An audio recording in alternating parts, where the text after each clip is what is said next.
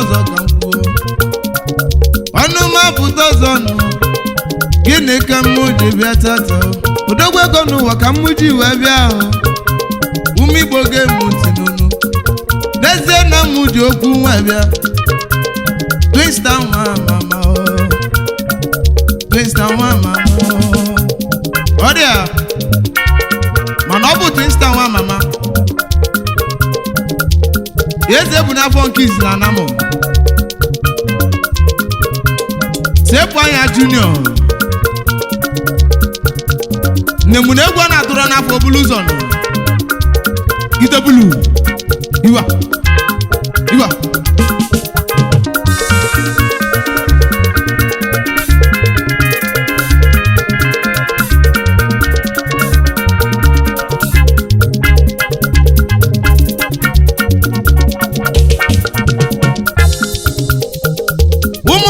na-agwazi unu n'anya tata nọ Odogwu na-abụ abụ erika gwanụ Odogwu na-abụ n'enu were ike nna n'oyi kenye aka m na-egwu n'ụọ ụmụ ụwa na na n'ụọ ịnanya n'ụwa tata Odogwu na-abụ n'u were ike nna ụmụnne m kama na Odogwu kasị Odogwu ụmụnne m ya bụ Odogwu ego kenye aka m na ya ochi mụ Olise kele ụwa nke ka nna ya ọnụ anyị Olise kele ụwa nke ka mụ na ya ime m Odogwu ego Chukwu biko meme Odogwu ego Chukwu biko meme Odogwu ego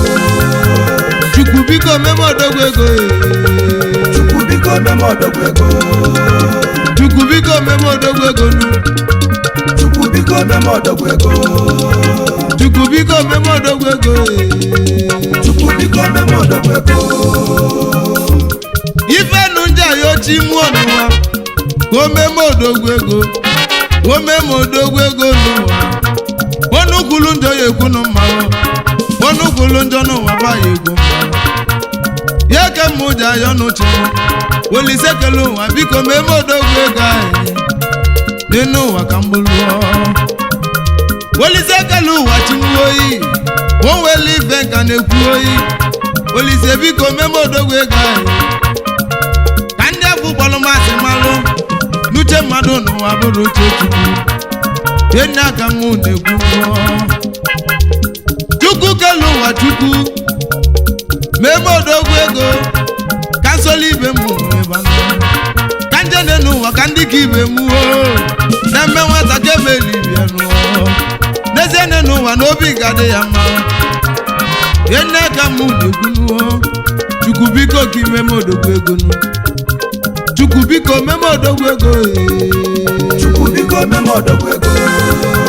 Chukwu biko meme Odogwu ego Chukwu biko meme Odogwu ego Chukwu biko meme Odogwu ego Chukwu biko meme Odogwu ego Chukwu biko meme Odogwu ego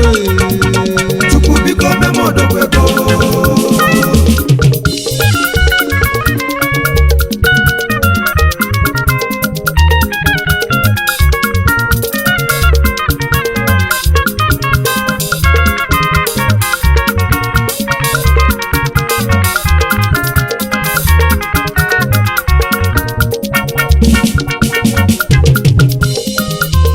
ije na ya lelu ụwa tata ka na-ekwu ọ bụ na ị nwere ego n'elu ụwa anyị nọ n'ime ya ezi oyi nwere onye Igbo ka nkwube ya ka m na-ekwu ije na-azụ Odogwu n'ụwa tata ma ga-akpatara ego n'ụwa ezi oyi na owele ife na-ekwu ka ndị owe gwa ya eziokwu ezi oyi na iburu Odogwu ma chacha onye bụ Odogwu n'ụwa bụ ebutela ike onye bụ Odogwu n'ụwa bụ echi mele eze ya ka mmụja ya ọchị mụọ Olise biko ka nna ya ọnụ biko meme Odogwu ego ọ bụgodu n'enu ụwa na ọ bụrụ m ifi mụ kama maka ifi afọ ọmụlụ mụ na nwaanyị ahụ onidilụ na ọ dị mma onidikwa ka oliju afọ ohe onidi ka oyile akwa dị mmanụ onidi moto dị mma n'ife ndị ọzọ na-emete ndụ mma Olise kele ụwa nke ka mụ na yọzio Olise biko meme Odogwu ego Chukwu biko meme Odogwu ego Chukwu biko meme Odogwu ego Chukwu biko meme Odogwu ego Chukwu biko meme Odogwu ego Chukwu biko meme Odogwu ego Chukwu biko meme Odogwu ego Chukwu biko meme Odogwu ego Chukwu biko meme Odogwu ego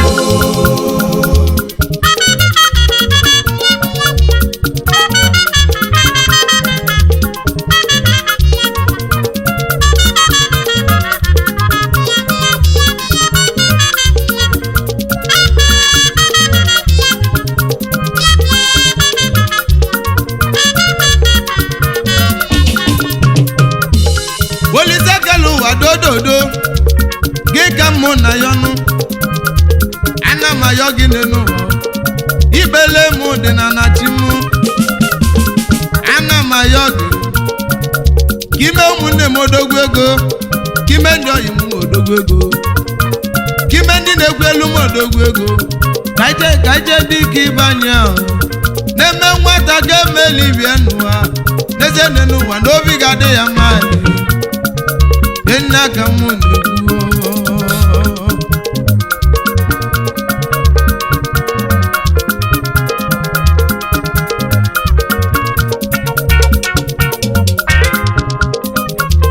Olise kele ụwa chi mụ meme Odogwu ego ka ndị na-ekwerọ wee kweta ka ndị gwara egwe wee jewe ekwesị ike ya ka mụ na ayọ gị oyi ya bụ ife nna ayọ gị Chukwu Olise kele ụwa chi mụ oyi biko gị meme Odogwu ego ka mụ na ayọ gị anyị bata n'obodo ka ndị mmadụ wee malụ n'ụwa ka ndị Odogwu ego abatago anyị bata n'ebe a na-eme mmemme o ka ndị mmadụ malụ na ndị Odogwu ego abatago Yenega mụ dayo n'otu mụ Olise biko meme Odogwu ego Olise kele ụwa ka nna ya n'elu ụmụnne m n'ezienụ ndị ọyị mụ nụ ihe ndị na-agba mbọ o jewe edele fa na mma ụfọdụ na-alụ ọrụ aka ụfọdụ na-ala wewe ebili ebe fa na-achọ ka ọ dele fa na mma Olise dị n'ụwa nke ka nna ya Chukwu mee n'anya Odogwu ego ụmụnne m ndị na-ala wewe ebili ndị ọyị m ndị na-ala wewe ebili ka gbajewe ebute ike nụ ike na-achụ ụwa na ego Olise biko gị mefe Odogwu ego kọnụkwulu njọ n'ụwa wee gwuo ka na-egwuo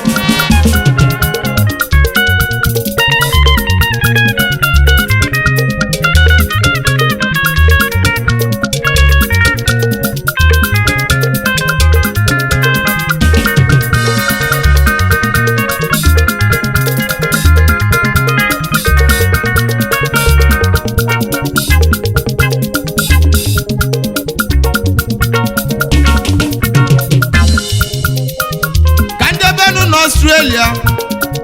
ka ndị ekenezi ọyị m nụ na mmadụ ka ejejenu onye ji mmadụ nye akụ ewele ego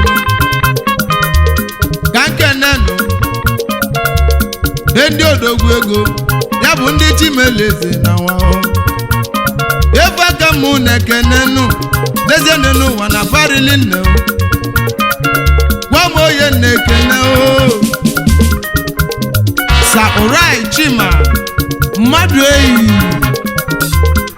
aka akara aka n'Oscar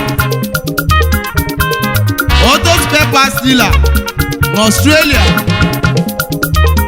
Odogwu n'Australia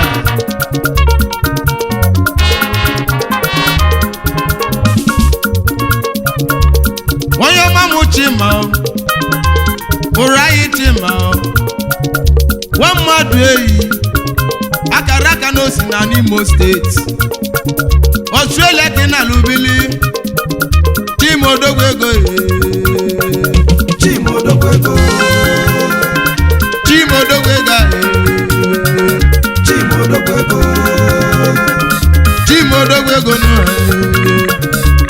Odogwu ego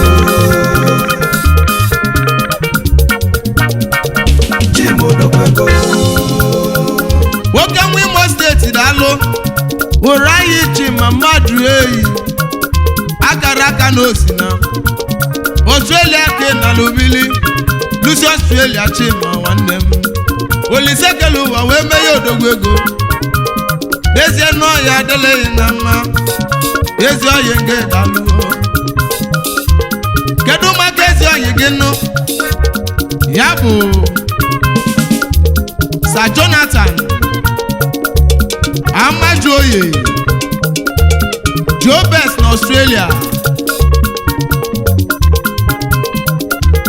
JNL Auto Spare Parts na Australia onye ọma Jonathan Odogwu Joe Best na Australia Odogwu ego ka ibu abụọ onye nna biko Chukwu gozie yi mana o si na Ata Village n'ike duru n'Imo steeti Chukwu gozie ya onye nna maka Olise megogo Odogwu ego onye ọma chi ma onye ọma Odogwu na Australia nwa Imo steeti bịakana egisi m kene nụọ ya bụ your brother-in-law Sir Kalinus Okoye aka Abraka n'Olu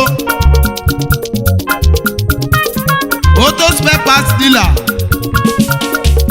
na Trade Fair Lagos mana ọ bụ Nigeria ka ị nọ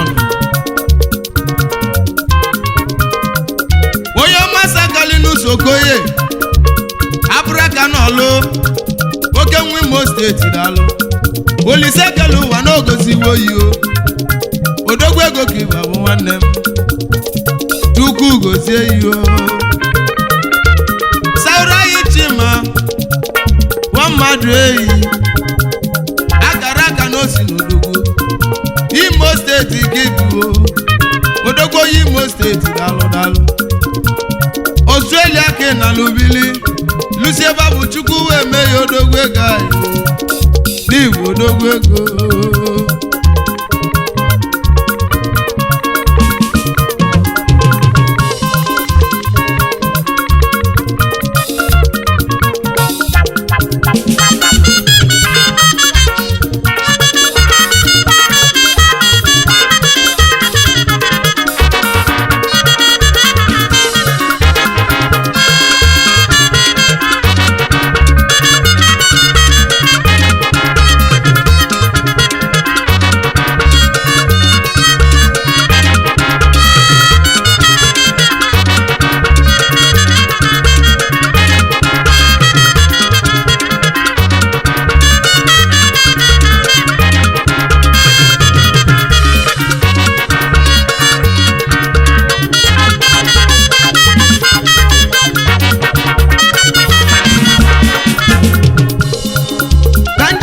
ekene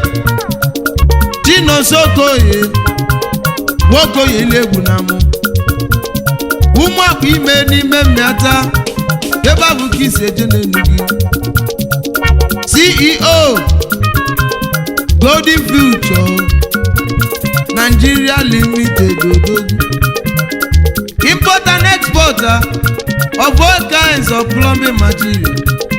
n'ole na Delta State yo ebe ahụ ka ị na-azụ n'ofe gị a na-egbu achala Odogwu a na-egbu achala one of Anamụ a na-egbu achala Odogwu a na-egbu achala bụ Odogwu ego a na-egbu achala bụ Odogwu ego a na-egbu achala bụ Odogwu ego a na-egbu achala bụ Odogwu ego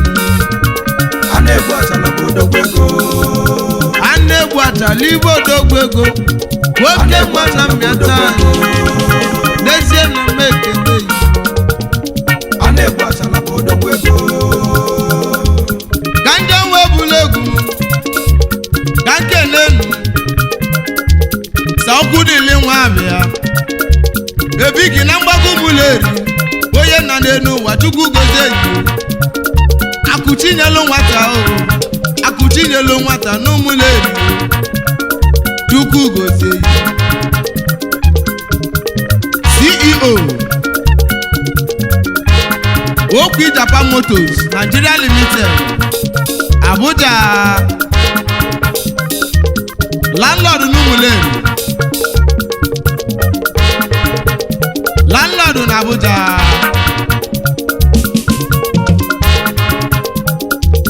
okwu dịlị nwa bịa ebigi na mgbago Umuleri onye nna n'elu ụwa na mekene ye mmadụ ga-ejedenu Odogwu ego ka ịbụ abụ n'elu ụwa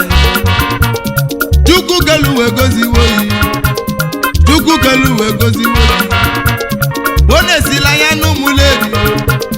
wee wele ego wee gozie yi akwụnya bụ akalaka akwụnya bụ akalaka okwu dịlị nwa bịa ebigi na mgbago Umuleri na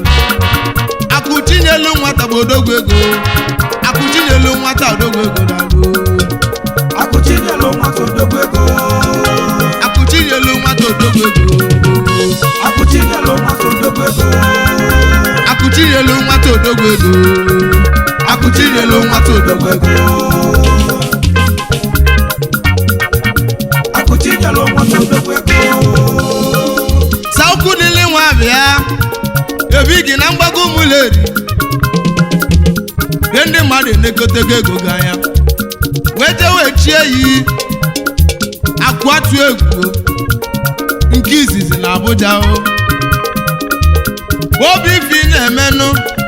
ka obodo ji wee gbaka akanụ wee chie ya akwatu egwu maka ego gị na ọkalịla akali oyi Odogwu onye Umuleri na mekene Chukwu gozie ya onye nna Twinstar nwa mama obele nwa n'ezie na mekene yo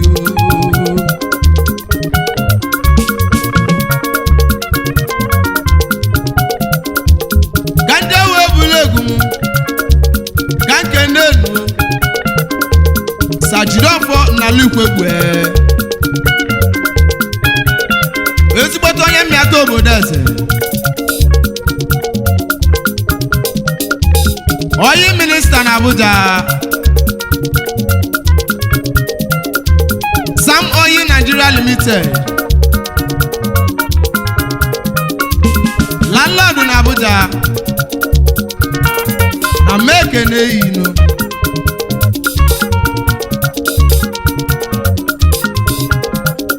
onye ọmamụ Chukwu jidofọ oke nwa n'ala Ikwegwe emeta obodo eze nwere na abụọ nwanne ị na-akpọ yinu Twinstar nwa mama obele nwa ego m ka m je ekene yi na Chukwu kelu wee goziwo yi Olise kelu wee megogo Odogwu ego onye minista Odogwu Nwachimeleze n'Ikolobia na mekene ya onye nna onye minista bụ Odogwu ego onye minista bụ Odogwu ego Onye minista bụ Odogwu ego onye minista bụ Odogwu ego Onye minista bụ Odogwu ego onye minista bụ Odogwu ego onye minista bụ Odogwu ego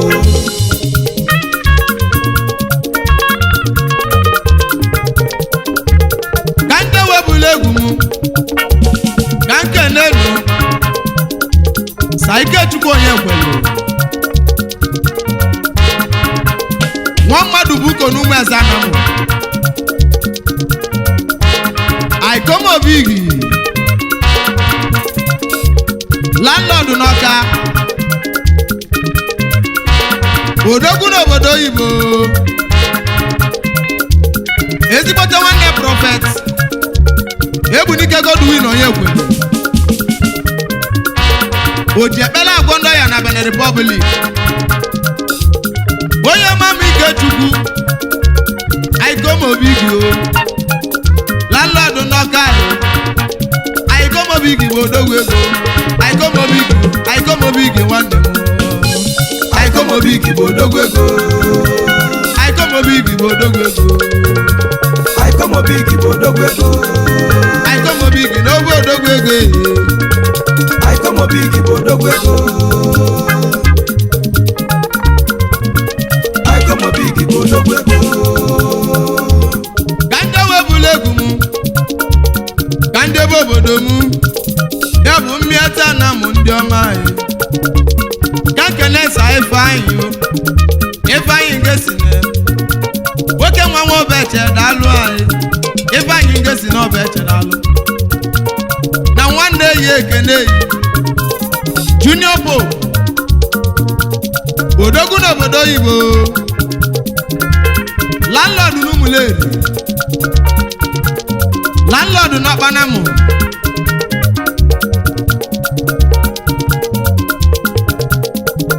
onye ọma m Ifeanyị ngesi na nwoke nwa nwa obeche n'obodo eze gbabụ ka isede Junior Pope ka ị na-azala uche gị Junior Pope Odogwu Junior Pope so n'Odogwu ego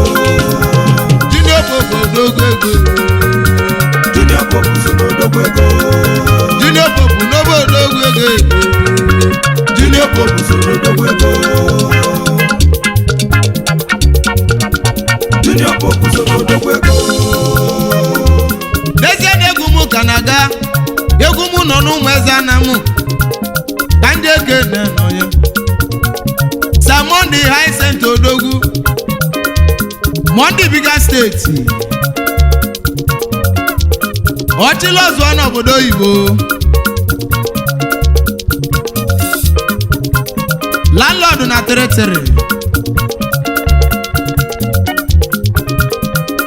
onye ọma m Mondi Odogwu Nwanyị High Center Odogwu ụmụ eze ana m ebe a bụ ka isi eje enu Mondi Bigger State ọchịlọzụọ n'obodo oyibo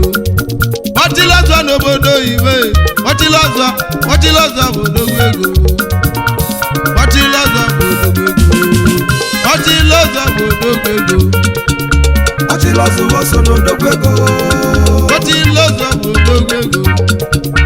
ọchịlọzụọ so n'Odogwu ego ọchịlọzụọ so n'Odogwu ego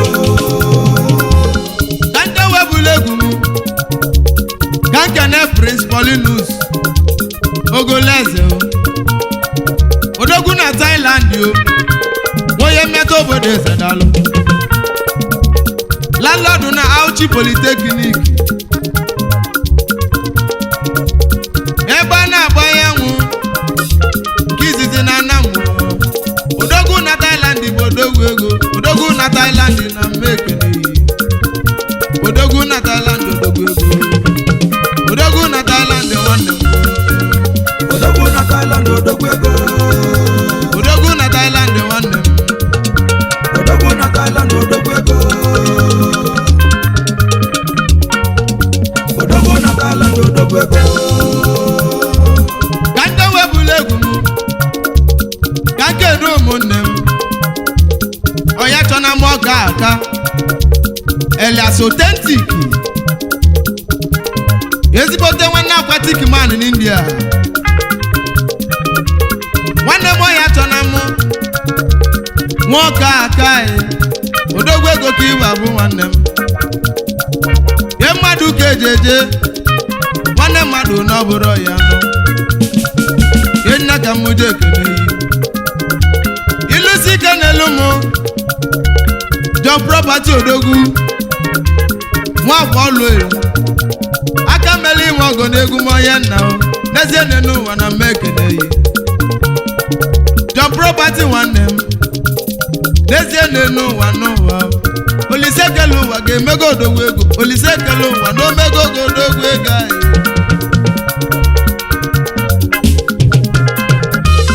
John Property onye ọma ilusi ike n'elu m amụlụ onye na-ego Yisko amụlụ onye na-ego onye Yisko nwanne m Odogwu ilusi ike n'ezi nwaanyị go onye Yisko ya bụ ejima nwaanyị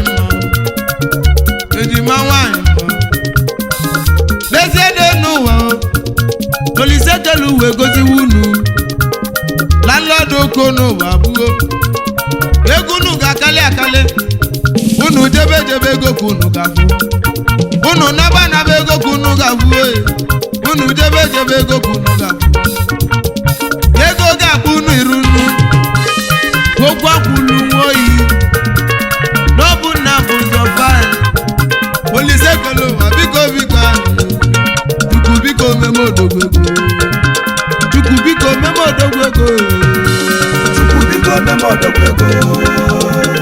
biko meme odogwu ego Chukwu biko meme odogwu ego Chukwu biko meme odogwu ego Chukwu biko meme odogwu ego Chukwu biko meme odogwu ego Chukwu biko meme odogwu ego Chukwu biko meme odogwu ego Chukwu biko meme Okay now. I'm gonna make an subscription button and subscribe to Facebook TV. That's the hot.